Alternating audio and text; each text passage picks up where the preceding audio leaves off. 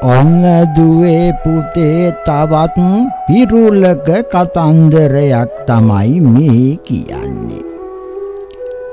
අප්පුහාමිට කුරහන් නැති බව ළමා තැනිගේ දත් කුට්ටමෙන් පේනවා.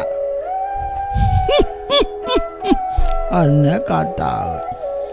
දැන් අප්පුහාමි කියලා කියන්නේ ඉතින් ඔය ගමේ ගොඩේ යමක්කමක් තියෙන ඇත්තෙක් නෙව. ඒ කාලේ එහෙමයි. හොඳට සල්ලිය වාගේ වතු පිටි බව භෝග තියෙන ඇත්තන්ට තමයි අප්පුහාමි කියලා කිව්වේ.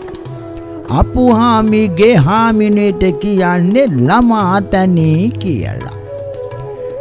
දැන් අප්පුහාමිට කොයිතරම් බව භෝග තියනවද කිව්වොත් කවදාත් කොයි වෙලෙත් කුරහන් එහෙම හදනවා.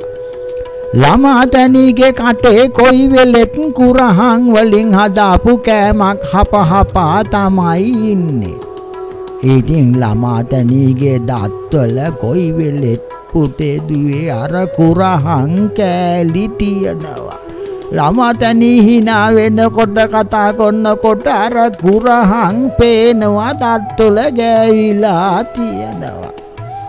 දැන් මේ කතාව කියන්නේ කොයි වගේ වෙලාවකද දන්නවද? අද කාලේ දුවේ පුතේ ඔය සමහර ළමා තැනිලා ඒ කියන්නේ මේ නෝනා මහත්තුරු තමුන්ගේ මහත්තයාගේ තියන කෙරුවාවයි වස්තුව වළඳුවයි පිටට පේන්න හැසිරෙනවා නෙව.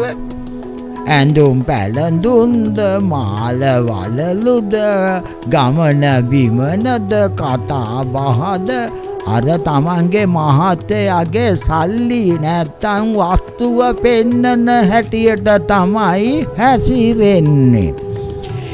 අන්න ඒ වගේ හාමිනේ කෙනෙක් දැක්කහම තමයි දැන් කාලේ උනත් කියන්නේ අයියෝ දෙයනේ අප්පුහාමිට කුරහන් තියෙන බව ළමා තැනිගේ දත් කුට්ටමෙන් පේනවා කියලා.